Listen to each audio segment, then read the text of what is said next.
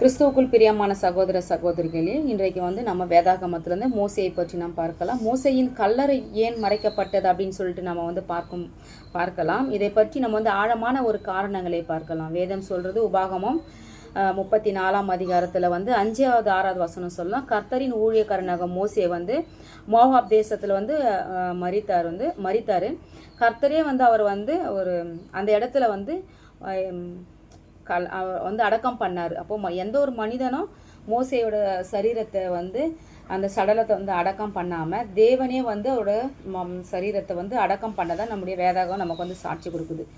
ஏன் அவரோட கல்லறை எந்த இடத்துல தேவன் அவர் அடக்கம் பண்ணார் அப்படின்ற அந்த இடம் கூட நமக்கு தெரியாது. ஏன் அப்படின்னா அது மறைக்கப்பட்டுக்கிற ஒரு ரகசியமாக இருக்குது.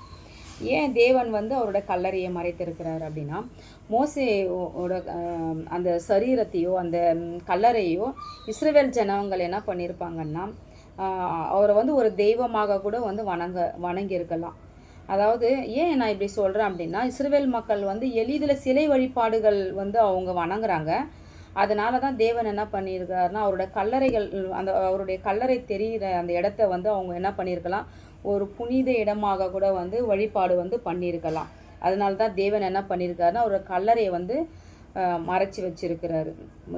அதாவது மோசே பல அதிசயங்கள் தேவனோட கிருபையால் அவரோட வல்லமையால் நிறைய அதிசயங்கள் செய்யறதுனால இவர் கூட கடவுள் அப்படின்னு சொல்லிட்டு அவங்க என்ன பண்ணியிருக்கலாம், மோசையை வணங்கியிருக்கலாம், வழிபட்டு இருக்கலாம். அதனால தான் தேவன் என்ன பண்ணியிருக்காருன்னா, அவரோட கல்லறையை மறைத்து வைத்திருக்கிறார். அப்போ இதில் முக்கியமான கருத்து என்ன அப்படின்னு நம்ம பார்க்கணும். மோசையோட நியாயப்பிரமாணத்தின் சட்டங்கள் ஒரு மனிதனை ரட்சிக்க முடியாது. அப்போது உண்மையான ரட்சிப்பு யார்கிட்ட இருக்குது அப்படின்னா, இயேசு கிறிஸ்துக்கிட்ட மட்டும்தான் நமக்கு ரட்சிப்பே இருக்குது.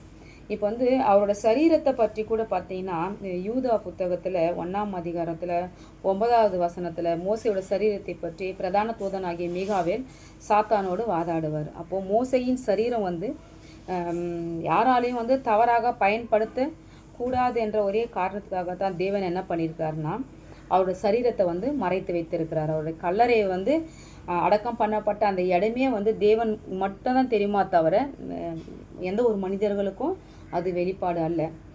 தேவன் தாமே இந்த வார்த்தைகள் கூட ஆசீர்வதிப்பாராக. ஆமேன்.